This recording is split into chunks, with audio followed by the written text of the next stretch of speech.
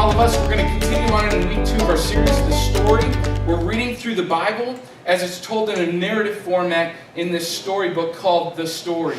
In fact, we've sold out of 150 copies. We've been selling those. We've been selling for $5. And so it might be hard to get our hands on one this morning. But Rhythm City, folks, if you would see somebody that doesn't have a copy of The Story, go sit next to them and kind of buddy up with someone. Find somebody with the book, The Story, because today we're going to be entering into chapter 2.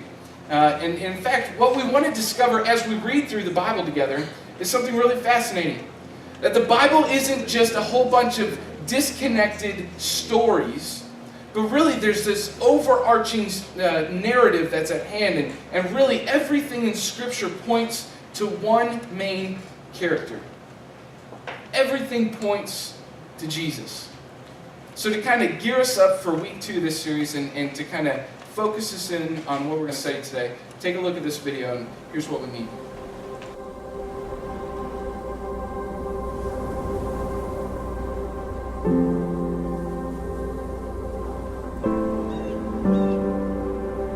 The Bible is not a series of disconnected stories. It is a single narrative in which every story, every character points beyond itself to one who is greater. The story of Adam and Eve is not just about the first man and woman. There is a true and better Adam who passed the test in the garden and whose obedience is ascribed to us. There is a true and better Abel who, though innocently slain, has blood that cries out not for our condemnation, but for our acquittal. There is a true and better Abraham who answered the call of God to leave all the comfortable and familiar and go out into the void to create a new people of God. There is a true and better Isaac, the son of laughter, of grace, who was not just offered up by his father on the mount, but was truly sacrificed for us all. There is a true and better Jacob, who wrestled and took the blow of justice we deserve, so we, like Jacob, only receive the wounds of grace that wake us up and discipline us. There is a true and better Joseph, who at the right hand of the king forgives those who betrayed and sold him and uses his new power to save them. There is a true and better Moses who stands in the gap between the people and the Lord and who mediates a new covenant. There is a true and better rock of Moses, who struck with the rod of God's justice now gives us water in the desert. There is a true and better Job, the truly innocent sufferer, who then intercedes for and saves his foolish friends. There is a true and better David, whose victory becomes his people's victory, though they never lifted a stone to accomplish it themselves. There is a true and better Esther, who didn't just risk losing an earthly palace, but lost the ultimate heavenly one, who didn't just risk his life, but gave his life to save his people. There is a true and better Jonah, who was cast out into the storm so that we could be brought in. There is a true and better Passover lamb, innocent, perfect, helpless, slain so the angel of death will pass over us. He's the true temple, the true prophet, the true priest, the true king, the true sacrifice, the true lamb, the true light, and the true bread. The Bible is not a series of disconnected stories. It is a single narrative that points to one person, Jesus.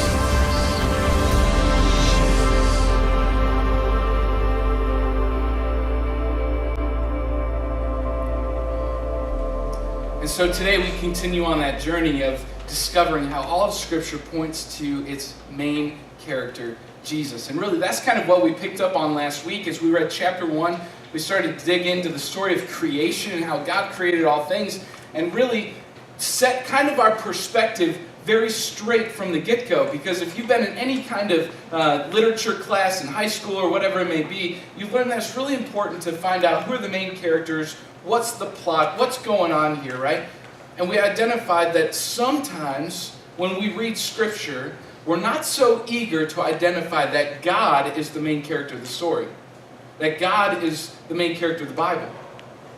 Or if we can even be more real, that the world revolves around Him, not us. A lot of us like to think that the world revolves around us, don't we? In fact, that's why we love to question God. That's why we get skeptical about God when we study something like the flood. And we see a God who is vengeful, a God who is full of hatred because he sees people sinning, and there's so much wrath and so much destruction and so much just idolatry and all kinds of things going on in the world that he says, I'm just starting over. So he sends the flood, right? And if you and I, if mankind, if we are the main character of the Bible, then we have every right to say, God, how could you do this to us?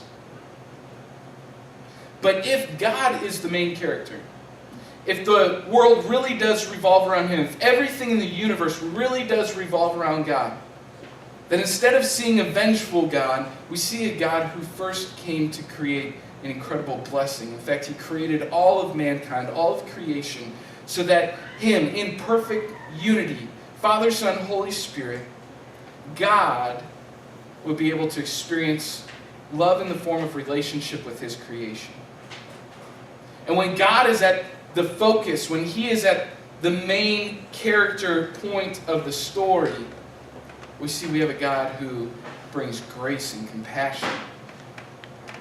A God who is still just, who still hates sin, hates the sin in my life and in yours, and yet continues to provide, continues to bring blessing, even to people who have messy lives like us. And that's where we pick up our story today in chapter 2, because we get to learn about the story of Abram. Abram is a guy that you and I are going to relate with a whole lot today.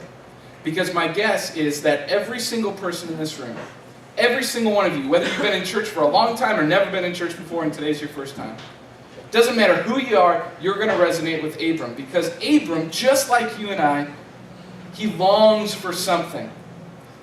He longs for something. In fact, he has to wrestle with what it means to live in contentment, even when you should be convinced that he should be the most discontent person in the world. My guess is, somewhere along the road, you have been in that place where you have wrestled with being discontent. And we're going to talk about that in a minute, but open up your books if you have some. Otherwise, you can open up to Genesis right around chapter 14. The story kind of bounces between chapters 14 and 22. So if you don't have the story at your table, or you're not close to somebody that has the book, the story, open up to the Bible in Genesis chapter 12, first book of the Bible. We're just going to kind of glimpse through here. And as we read about Abram, who God then gives the identity of Abraham, you got to ask the question. I'm telling you, if you really want to dig into this, you got to ask the question, how in the world can Abraham become content considering his circumstances? How can he possibly be a man who is content? Okay? Let's just start. If you got the story, we're right in the beginning of chapter 2. Right where it says God builds a nation. We're going to see this promise from God. Right? We read this a few minutes ago, but just to kind of refresh us, it says this. The Lord had said to Abram, go from your country, your people, and your father's household to the land I will show you. I will make you a great nation, and I will bless you. I will make your name great, and you will be a blessing. I will bless those who bless you, and whoever curses you, I will curse. And all peoples on earth will be blessed through you. God's got his back, and he's promising him something that Abram probably cannot possibly imagine on his own, can he? He's promising that he will have many descendants. But there's a little bit of a problem. Look in the next few lines. So Abram went as the Lord had told him, and Lot, his nephew, went with him. Abram was 75 years old.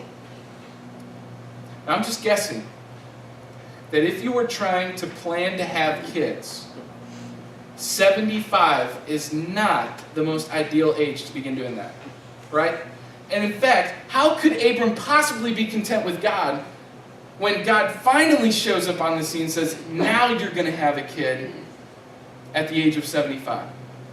Well, he doesn't even promise him that's going to happen at the age of 75. It's just when he's finally 75, God brings that promise. If you're Abram, aren't you kind of a little ticked off at God? Like, God, a little late on this one, don't you think? Come on, you should have said this a few decades ago, right? Come on, where have you been this whole time? I've been journeying. I could have used this promise a long time ago. How can Abram possibly be content in this moment? It's because he knows that God is a God who, when he promises, also provides. In fact, I would jot that down if I were you. God is a God who, when he promises, he provides. When he makes a promise, he always provides. He's always faithful to that. So in this, Abraham is resting on God. He's absolutely trusting, having faith that God is going to fulfill his promise. But then some time goes by, doesn't it? You would think if God shows up at the age of 75 and says, now you're going to start having descendants, now you're going to start having kids, be like, all right, then we better get after it, right? This better happen soon. But 25 years goes by. In fact, we pick up the story on page 15, later on, a couple chapters later. If you're looking in the Bible there, I'm at the bottom of page 15.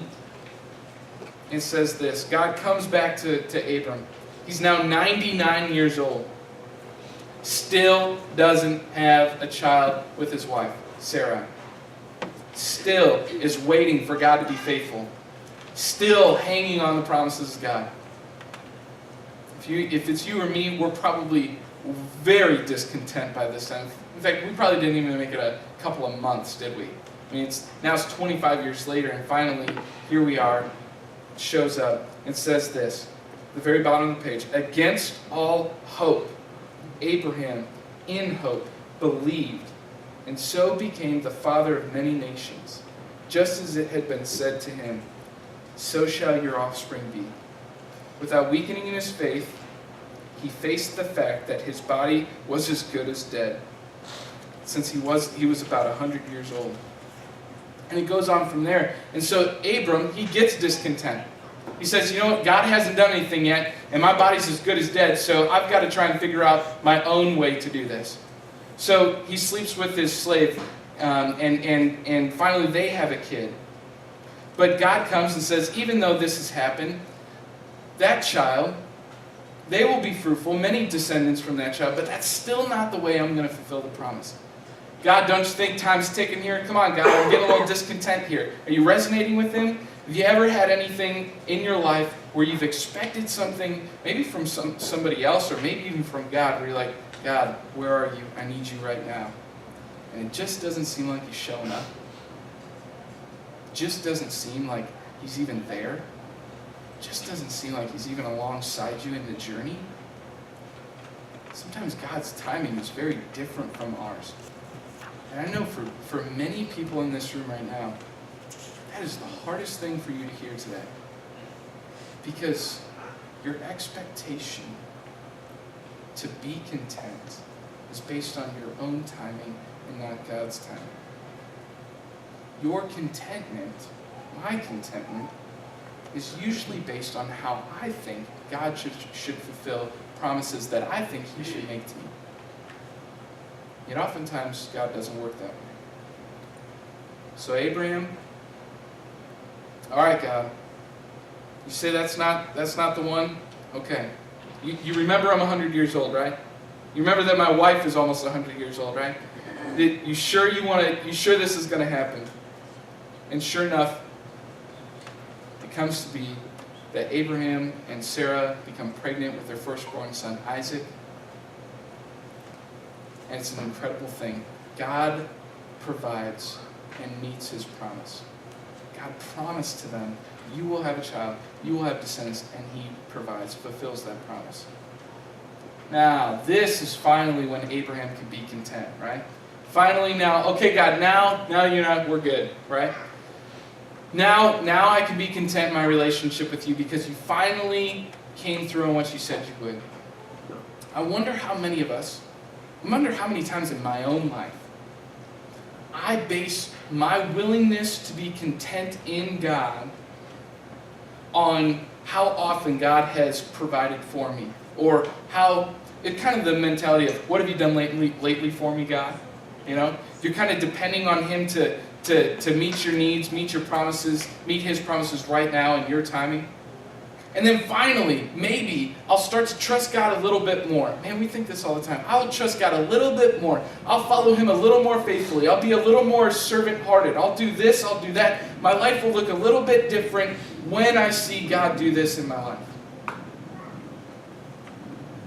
And we've completely been blinded from how God never left our side and how He never stopped providing for us. And here's how we know that Abraham found incredible contentment in God. Because just a few chapters later, just a few pages, paragraphs later here, we read in the story that God tests Abraham.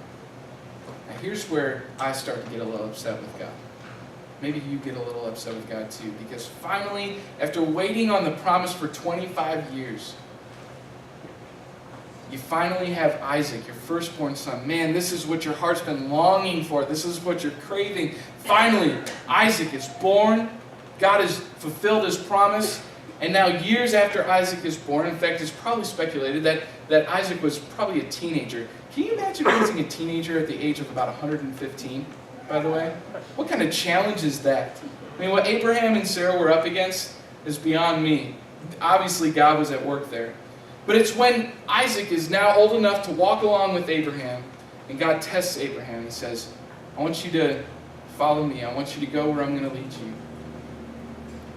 He finds out that God is testing him, and God's calling him to make a sacrifice to Him, to show His commitment to Him, to be a part of that relationship, that covenant relationship. And Abraham finds out the sacrifice is not a ram, it's not a goat, it's not a sheep. It's his son, Isaac. Do you notice that Abraham never wavers in his contentment in God? He never wavers in his faith in God. But instead, he continues to walk with Isaac along his side. In fact, Isaac is carrying the firewood. This is where I get upset with God if I'm you. If I'm me.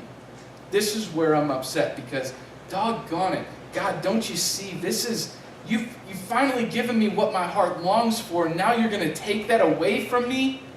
How could you do that?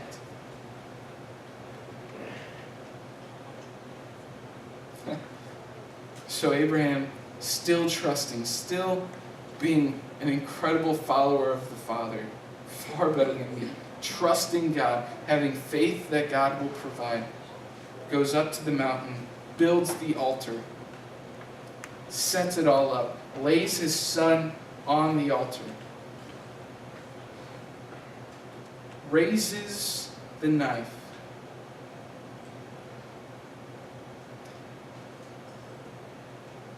and in that moment, you just gotta be asking the question, how in the world can Abraham be doing this? How can he possibly be faithful to God like that? How can he possibly be trusting God like that? It's because he has found contentment in God in ways that we have much to learn from. Never forget my dad's favorite car. My dad, when I was a little bit younger, my dad bought a brand new 96 Honda Civic manual transmission. Man, the way he drove that thing made me nervous sometimes, but I was always nervous of learning how to drive a manual transmission, but it was in that car that my dad taught me how to drive a manual transmission. In fact, we drive it all over the place, and soon after he bought it, it kind of got that character of a pastor's car. It just smelled like burnt coffee all the time. And he spilled coffee all over the place, and he wasn't. My mom would never let him take a bowl of cereal in any of the other cars because he always sloshed it all over the place. And you know how milk smells in a car. Ever's been there? Definitely smelled like that. Everything was getting a little more worn out, and years go on. And our dad always said that was my favorite car. And then he passed it on to me, and I got to drive it for a while. And there's nothing like driving a manual transmission. Even though it's kind of, it's getting a little old, and we could trade it in for something a little nicer, and then we kind of passed it on to my younger brother, Paul, and Paul had it. And he drove it, and finally we had 250,000 miles on this thing. 96 white Honda Civic, lots of repairs and mufflers and all those kinds of things. That car had been through thick and thin with us, and it was still to this day, if you were to ask my dad, what is the favorite car you've ever owned, it was always the 96 white Honda Civic. That was just his favorite car. But when we would drive it, man, sometimes as it got a little bit older, we'd kind of say, can we take one of the other cars from the garage, or maybe one of the shinier ones, or how about we train this in? And it's pretty loud when it comes rolling down the road and there's a hole in the tailpipe, right? I mean, we could boost this up a little bit. We could trade in for a better one, and yet my dad was just always, that's my favorite car. And pretty soon, all of us, all three sons, we all just kind of, it's like, well, if Dad says it's his favorite car, then yeah, it's my favorite car too. That thing has character, and we were proud of coffee stains and that kind of stuff. Like, we just love that stuff because, man, there's character in it. And even when you put it next to other cars, while it was easy to want the nicer, newer, flashier, faster, more bells and whistles kind of car, this car still had something for us. Man, it's still amazing. And I have to share some really sad news with you. Rhonda, which is her name, Rhonda died this year. And we had to have her taken away, and she is no longer part of the family.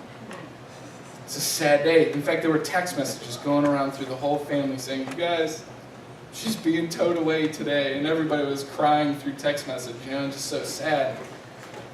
But in that, we learned that even though it doesn't look like the thing that we always want, and maybe we're always kind of wanting the bigger upgrade, the flashier car, the faster car, whatever it may be, even though it doesn't have all those things, and maybe it's not what we desire, and that car was our favorite car. I always loved driving around in that thing. It's amazing how we learn to be content in that. The car did everything we wanted it to do. And yet everything in the world would tell you that you shouldn't be content in that, right? I mean, isn't that just the way that our culture is kind of trained us to think that, in fact, so much of the ways that we purchase things is built on their ability to convince you that you should not be content, right? You should be discontent with what you have. Your TV, not big enough. It's not new enough. Oh, you got one of those box things? Man, get something that's like paper thin, right? Has amazing colors and has 13 trillion pixels in it, like somebody actually counted those, right? And you're taught and told that you gotta upgrade your life a little bit, and you gotta upgrade your status and aim higher and get this and aim for this, and what you have now just isn't enough. And usually some of those messages begin to permeate our hearts and our minds a little bit to the point where we start saying, you know what? My family's not exactly what I want it to be, and I need to upgrade that a little bit. And suddenly you start putting pressure on family members to start getting their act together and look different and live differently, and you better shape up or you're going to ship out, right? Sometimes it even begins to start convince some of us that what we have now is not enough. In fact, your spouse, it's not enough. You should upgrade your spouse. The way you communicate, it's not enough. You should upgrade that. Right? Your jobs, it's not enough. You don't make enough money. You don't have enough status. You don't have a great enough title. Better upgrade that. And yet, there's other ways too. I mean, it can even infect the way that we think about church or Jesus, even more so. The church you go to, the church you used to know, man, go somewhere louder, go somewhere cooler, go somewhere more traditional, go somewhere here. And we're thought to think that all we should have is whatever meets my desires. And that's what will make me content, right? In fact, many of us even, I've fallen into this trap. If I can just be very vulnerable with you, for years I've been longing to have someone to journey alongside me.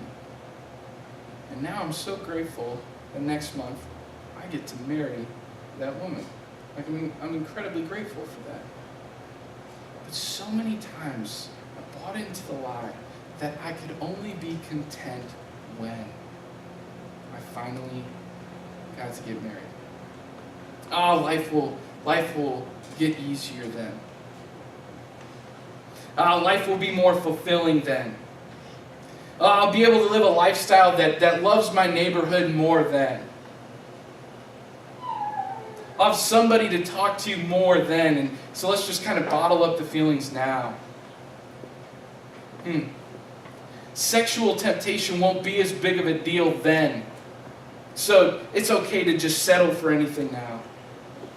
I mean, the list goes on and on. And each and every one of us, we have this longing in our hearts for something more. And then when we finally get that, whatever that is for you, when you finally have that child, when you finally have that spouse, when you finally make this amount of money, whenever you have this, whatever this is, then life will look different. Then I can have permission to be content. I'm telling you, it's a lie. Because you never have enough. I'm so stoked to marry this girl. I'm so pumped. But if I expect her to be perfect in every way, and now that my life will somehow be perfect, how incredibly poor of me is that? There's still going to be mess. There's still going to be hardship. We're still not going to have the upgraded car. We're still not going to have this or that. You're still never going to have everything you've ever wanted. You're always going to be wanting more. And if your contentment is based only on what you have or what you want to have, then my question for you today is this. What has God already promised you and already provided?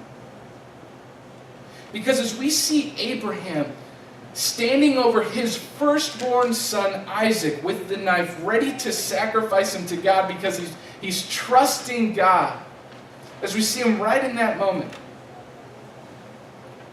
we see a man who knows to be content in his Father in heaven.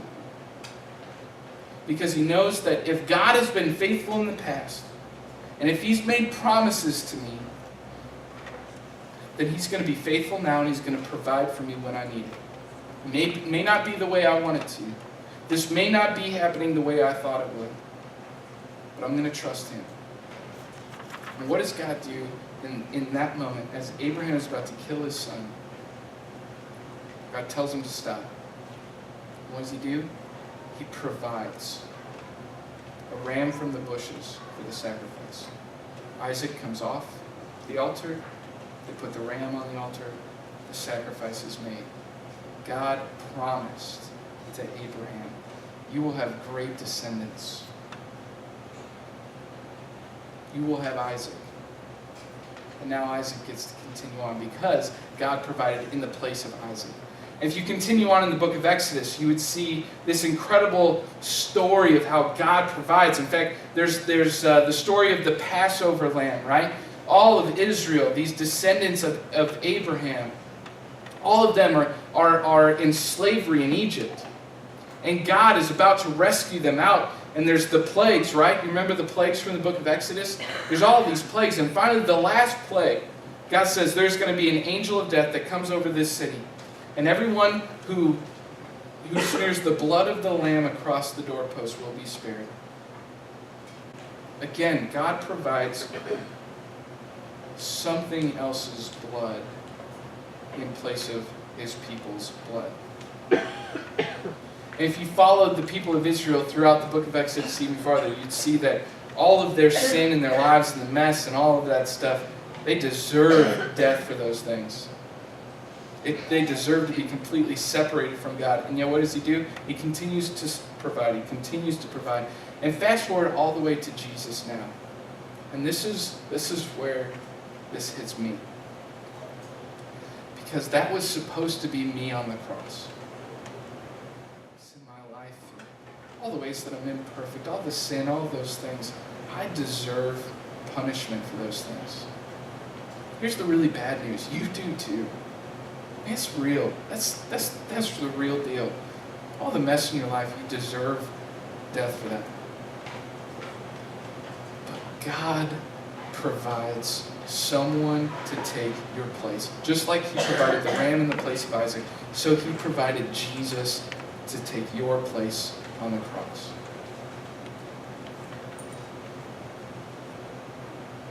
And maybe that's something that you're wrestling with in your life. Maybe that's something you've been kind of pushing off, and that's just, I just don't really value that. I'm not interested in the religion thing. I'm not here to offer you religion, to be honest. I want you to hear and be a part of this invitation of relationship with Jesus. Jesus is the one who took your place. He takes it every day for all of your mess and all of your life. And if you want to learn how to be content, if you want to learn how to be as content as Abraham, if you want to learn how to trust God like that, what it looks like to have faith like Abraham, then it begins in being grateful to God for how he has provided for you. So here's what I'd like you to do. On your tables are notepads and pens. Grab a piece of paper, grab a pen. I want to encourage you. I want you to write down just a simple answer to this question. And maybe you don't know the answer today. You got to take it home and you wrestle with it. How has God provided in your life? How has God provided in your life? Because as you begin to see how God is faithful in his promises, that when he makes promises, he provides. When we begin to see that, God starts to work faith into our lives in ways that are just incredible. Ways that we can trust him that we never thought possible. And I'm guessing that there are a few people in this room, or maybe every single one of us in this room, that are absolutely in need of God's strength in our lives. We need God to prove faithful in our lives. Because you're probably living with a little bit of discontentment in your own life, expecting God to show up here, give you this, provide in this certain way. Well, no doubt God wants to bless you immensely. It's in his timing and in his way. And the only way you can trust him for those things, or in what is to come, is to be grateful for how he's already provided.